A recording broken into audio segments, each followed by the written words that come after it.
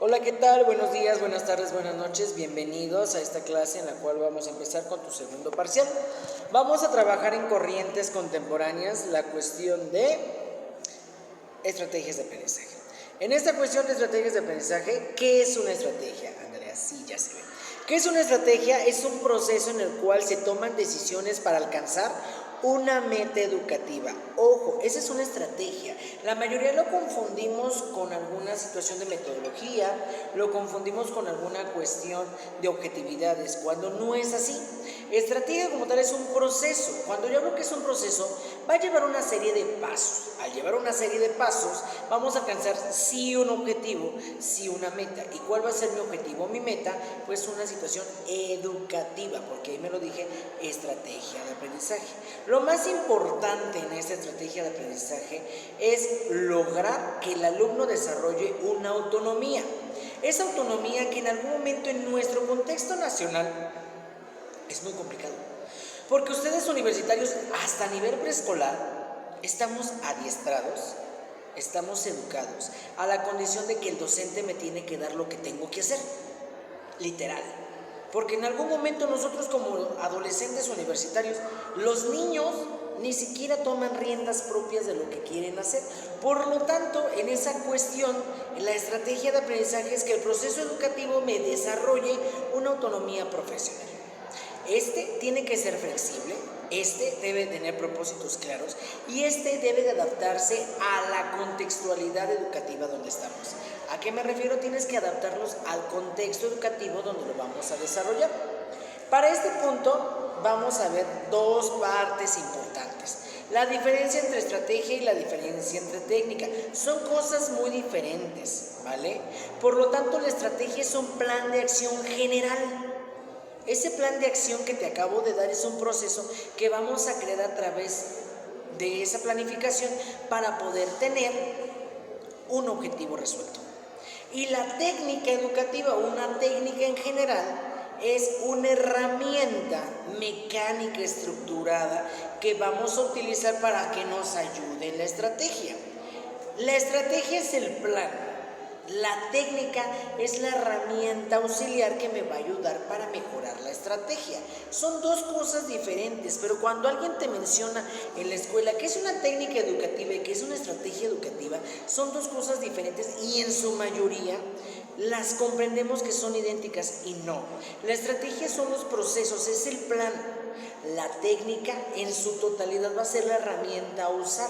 Mi técnica es dibujo, mi técnica es dictado, mi técnica son videos, mi técnica son audiolibros. Esa es mi técnica para llevar una estrategia con una secuencia de pasos que lo resumimos en procesos para llegar a una meta educativa. Y aquí estos tres puntos generales lo mencionan. La estrategia es un plan de acción. La jerarquización y la funcionalidad del alma es como va a ser la secuencia de pasos. Y la técnica es una integración de la estrategia. ¿Va?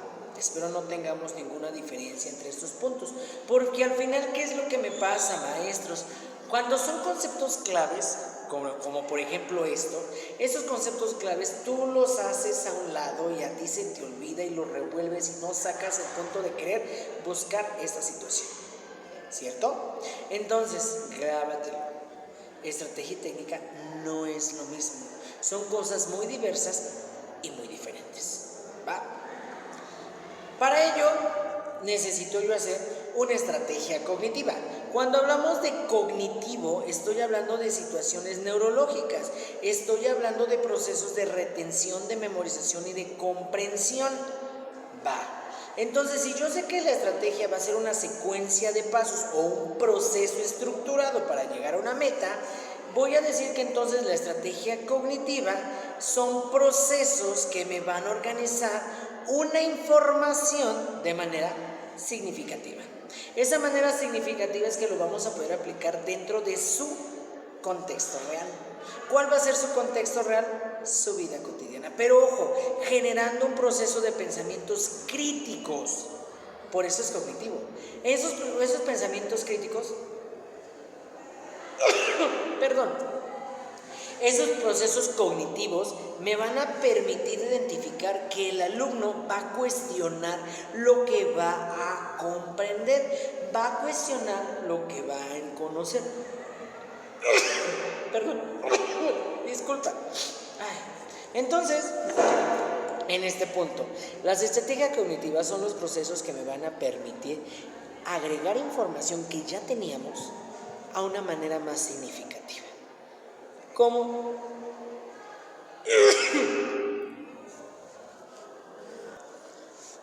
¿Cómo voy a generar esa estrategia? A través de algo que se llama metacognición. La metacognición son los procesos que van almacenándose dentro de nuestro sistema nervioso y de nuestra memoria. Nuestra memoria nunca va a estar en blanco, tenemos un proceso interno que se llama información genética, y esa información genética nosotros le vamos a acumular esa información. Ejemplo, tienes una masita y en esa masita le vas a colocando más plastilina, y en esa plastilina le vas acumulando más y más y más capitas, y después la vas a moldear, y aunque salga oscuro o salga blanca, dependiendo del tono de la plastilina, sigues moldeando esa bolita. Ese es el proceso de metacognición. En la información principal, neurológica, primaria, que es lo que conocemos el antecedente genético, le vas metiendo información nueva, lo que aprendiste hoy, lo que razonaste hoy, lo que conociste, y esa es una metacognición que hacemos desde el vientre. Entonces, diario en algún momento aprendemos algo, diario en algún momento conocemos cosas nuevas.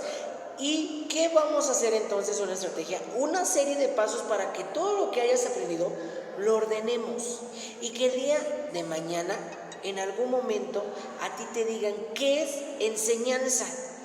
Y entonces hubo una estrategia que el maestro aplicó a través de una herramienta, una técnica, en el cual que te memorizaste contextualmente qué es educación o enseñanza. Se me fue la palabra. ¿Qué es enseñanza? En el que entonces, con esos procesos, con esas estrategias, con esas técnicas que te dio el maestro, y memorizaste qué es enseñanza o qué es educación, eso hubo una retención metacognitiva, porque tu información la sacaste del archivo y la retomaste en su momento. En algún momento, el ejemplo de la metacognición es que has visto la caricatura de Bob Esponja, donde hay un capítulo donde se le borra la memoria y están todas sus subconsciencias buscando como locos en archivos y quemando su cerebro. Esa es la metacognición. Así pasa con el Alzheimer. Entonces la metacognición es hacer que el cerebro piense, razone, procese, administre toda la información. Y lo dice aquí abajo en este proceso, que son procesos de integración, de integrar la información, lo de la plastilina, que es un control, archivar la información. En algún momento te acordarás de la letra de una canción viejísima, o lo borras, pero te acordarás y te dará un flashazo. Eso es control cognitivo. Y al final, una autorregulación. Esa autorregulación es saber qué tanto te vas a acordar de las cosas y qué tanto vas a recordar. Esa es la cuestión de metacognición. Entonces, la estrategia metacognitiva son procesos que me van a permitir reorganizar la información que yo pueda almacenar en mi cerebro. Así, llegando principalmente a una metacognición, que es la retención de información a lo largo de los años. Aprendes fácilmente a cocinar y nunca se te va a olvidar. Te aprendes el abecedario, jamás se te va a olvidar. Esa es metacognición, porque hubo una estrategia de memorización y retención tan buena en algún momento en la escuela que te sirvió. Es ahí importante cuando son los maestros de preescolares y los de primero de primaria que hagan esas estrategias basadas en una retención crítica y cognitiva, que el alumno comprenda, porque si no lo comprendo jamás voy a hacer que el alumno lea. Eso es real. Para entonces voy a hacer la implementación de una práctica escolar. En esa implementación, ¿qué voy a hacer? Una rutina metodológica. Para yo hacer una rutina, ¿qué es una rutina? Algo que haces constantemente y que se vuelve un hábito. Y esa rutina es una práctica diaria y constante. Ejemplo, tu rutina es levantarte, bañarte y lavarte los dientes. O tu rutina es hacer ejercicio 30 días. Una rutina se vuelve hábito después de 30 días. Y cuando ya lo tienes bien memorizado y bien estandarizado, entonces ya es funcionable. Es lo mismo que tenemos que hacer en la escuela. Tenemos que implementar una práctica escolar rutinaria, crítica, organizada, en el cual el alumno pueda hacer esos hábitos positivos a una integración educativa. Maestro, te estoy pidiendo que al principio, aquí dice la diapositiva, realices un diagnóstico profundo. ¿Por qué un diagnóstico? Porque todos los alumnos van a tener necesidades. Les cuesta leer, les cuesta sumar, les cuesta dividir, les cuesta multiplicar. Es algo complicado. Desafortunadamente los tiempos, los salones aglomerados, el plan de estudios atascado de información, la autonomía curricular que en algún momento te piden, no se puede generar tan fácilmente. Pero ¿qué necesitamos?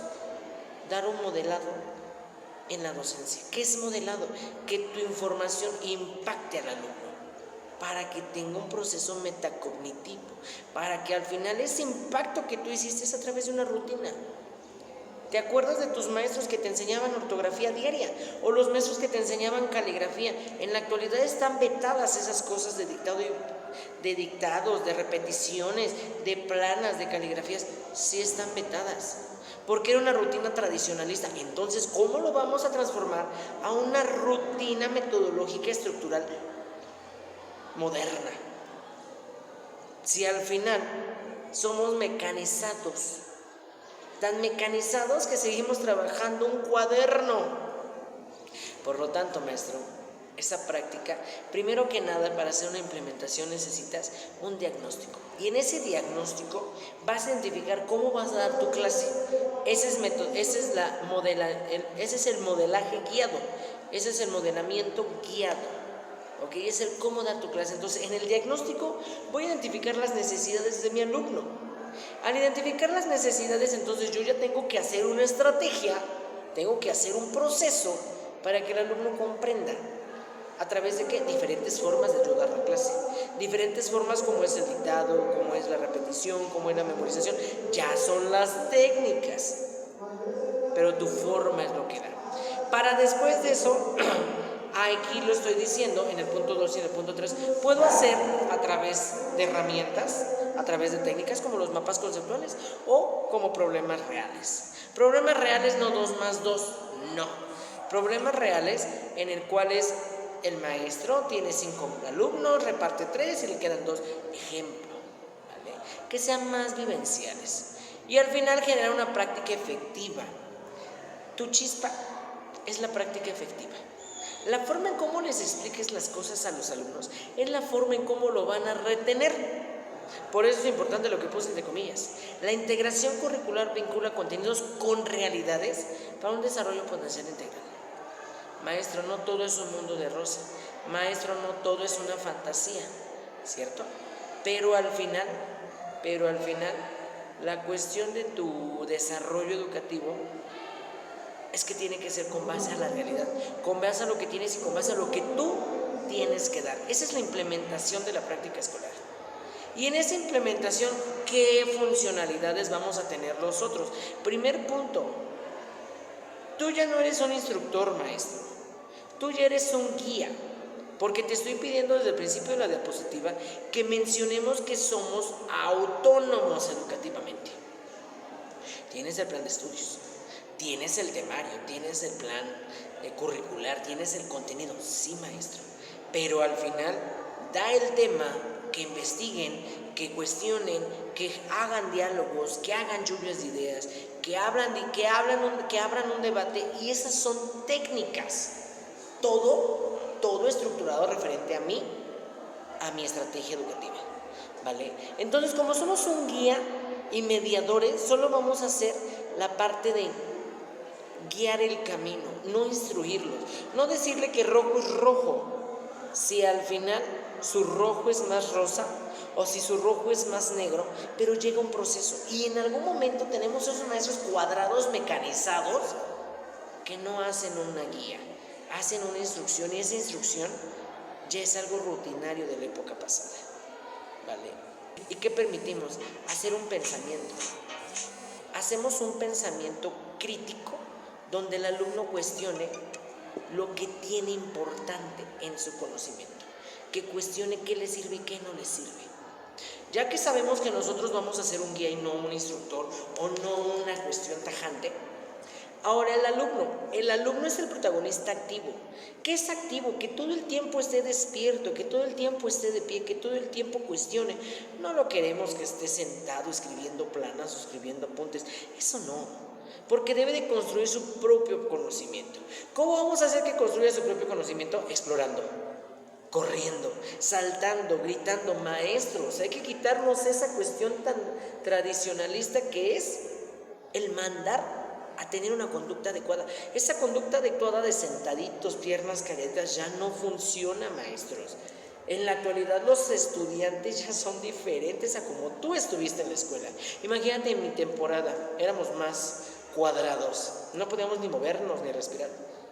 Entonces el docente es el guía y el alumno es el activo. Interactuando los dos, al final vamos a hacer una transformación colaborativa. Esta transformación colaborativa en la cual el docente y el alumno combinan conocimiento y exploración a través de algo importante, dinámicas de aprendizaje. Dinámica de aprendizaje es: no tienes que tener todo el tiempo, no debes de tener todo el tiempo el cuaderno abierto. Con que escriban poco, que comprendan mucho y practiquen demasiado, es lo más importante. Para esa cuestión necesitamos una evaluación de esa estrategia. ¿Cómo voy a hacer evaluación, maestro? Ok, la evaluación es formativa. Formativa, estoy hablando que no le voy a dar una calificación, sino voy a evaluar su pensamiento crítico. ¿Y cómo voy a evaluar su pensamiento crítico? ¿Cómo lo aprendió? ¿Cómo llegó al resultado? ¿Qué tan diferente lo hizo pero lo logró? Esa es una evaluación formativa. Cuando desarrolló una habilidad, maestro, te lo dije al principio de la rutina, que la rutina se vuelve una habilidad. Esa es una evaluación formativa. ¿No viste cómo lo hizo? ¿No entendiste cómo llegó a su plan? Pero al final el alumno comprendió el tema. Mucho mejor quien lo hizo de manera cuadrada como tú. Esa es evaluación formativa, porque al final desarrolla una habilidad.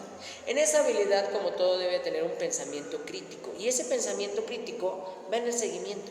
Y ese seguimiento, ¿cómo lo vas a hacer? A través de una rúbrica, maestro. La rúbrica van a ser los estándares permitidos que me van a identificar si comprende o no comprende el conocimiento. Todo, maestro, ya no se evalúa con escalas. 10 porque se ve bonito, no. Se evalúa con una rúbrica, y rúbrica es 10 porque trae portada, porque trae ortografía, porque trae presentación, porque trae características. Todo eso es una rúbrica, y eso es lo que debes de aprender a conocer. Y por último, vamos a hacer esta evaluación con algo mejor. ¿Qué es mejor, maestro? Cierra el tema. ¿Cómo? Con una retroalimentación constante. Pregunta, cuestiona, indaga, qué comprendieron, qué no comprendieron, qué les gustó y qué no les gustó. La opinión del alumno es importante, porque el alumno es el que está conociendo el tema, el alumno es el que está conociendo el apunte, el alumno es el que está aprendiendo. Tú ya te lo debes de saber de pa a pe, el alumno no. Y son temas nuevos que, a pesar de que son nuevos y son atractivos, existen dudas, ¿cierto? Para ello, finalizamos con este punto. Ay, Dios. Los factores personales. ¿Qué son los factores personales y ambientales? Ok, maestro, vas a tener dificultades en el aprendizaje, vas a tener dificultades en plantear una estrategia, vas a tener dificultades en plantear una técnica, como los conocimientos. No todos aprenden del mismo modo y no todos tienen los mismos conocimientos previos. Memorízalo, cada alumno tiene diferentes cualidades y cada alumno tiene diferentes necesidades. Segundo punto, el entorno físico. El ambiente escolar, que es el salón, debe ser agradable. Eliminar discriminaciones, abusos, acosos, cuestiones que me hablen de amenazas, cuestiones que me hablen de no querer estar en el salón, porque tú como maestro no estás haciendo un ambiente favorable. Y tercero, emociones, ese impacto educativo que vas a dar en el aula. ¿Cuál es ese impacto educativo? No tienes que ser tajante, no tienes que ser flexible, tienes que ser empático nada más. Esta cuestión socioemocional del alumno y el docente son empáticos y no te ven con temor, sino te ven como elogio, con algo bonito, con algo importante, donde el docente se ganó las emociones del alumno. Cuando el docente se gana las emociones del alumno, el alumno aprende, porque no lo estás mandando, le estás enseñando. Y cuando le enseñas con empatía, el alumno te entiende mejor. Motivación. Esa empatía es lo que me va a generar la motivación. Y esa motivación va a ser el contexto social. Cuando tú como estudiante te sientes bien, la motivación intrínseca, permítame decirte que es adentro, es buena. Y la motivación extrínseca, que es externa, es mucho mejor. Porque tengo entusiasmo, tengo autonomía, tengo autoestima, tengo resiliencia. Y todo eso hace que mi clase sea agradable, atractiva. Y teniendo mi clase agradable o atractiva, funciona. Si te das cuenta, las estrategias educativas vienen de cómo vas a crear el plan de acción. Buscando ese plan de acción positivo y quitando cuestiones rutinarias, cuestiones tradicionalistas, vas a hacer que el alumno aprenda. Date cuenta, y todos aprendimos de manera tajante y cerrada, donde el alumno no cuestionaba. El alumno aprendía a través de memorizaciones, a través de repeticiones. Ahora necesitamos que el alumno aprenda a través de motivaciones, que el alumno aprenda cuestiones críticas y que aprenda habilidades. En ocasiones es más factible que el alumno te aprenda a agarrar una pala a que sepa ortografía. Difícilmente sí, le funcionan las dos, pero en ocasiones el alumno no es bueno en algo y es destacado en otro. El día de mañana tal vez no será bueno para escribir había sin H y con V, pero es bueno en hacer una construcción de una casa. Es un oficio respetable. Decía una frase: si vas a hacer algo, hazlo, siendo el mejor. Para ese punto, entonces, tengo el diseño de actividades. ¿Cómo voy a hacer el diseño de actividades, maestro? Tú eres el que vas a pensar qué hacer. Esa es tu chamba en una planificación. Tu chamba es crear tareas, estrategias y desafíos en el cual yo tenga participación activa, donde yo tenga una retroalimentación y yo tengo una reflexión en lo que estoy aprendiendo y lo que no estoy aprendiendo. Por eso se llama feedback. Todos criticamos, todos cuestionamos de manera constructiva.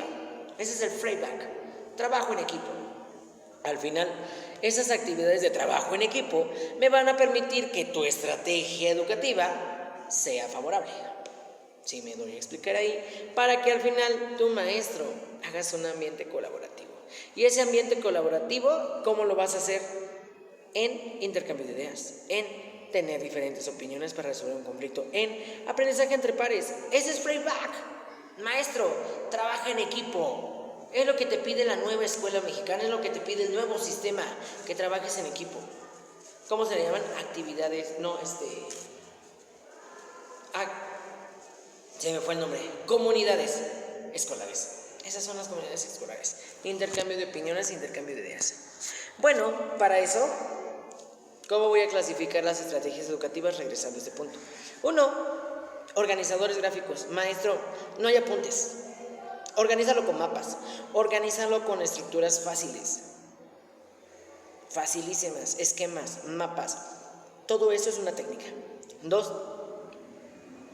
Utiliza parafraseo, utiliza analogías, utiliza algo que ellos comprendan en su cotidianidad. Algo importante, me acuerdo mucho que en pedagogía mi maestra de licenciatura me enseñaba a aprender cantando. Hacía que las canciones de moda les colocara letra educativa. Era un proyecto que se llamaba Aprende Cantando. Me sé algunas canciones de moda, sí, y les cambiabas la letra, porque el tono es muy pegajoso.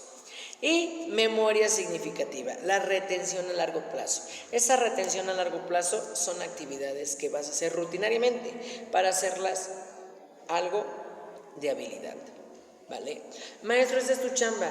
¿Cuáles son las estrategias que te van a servir para dar la clase perfecta?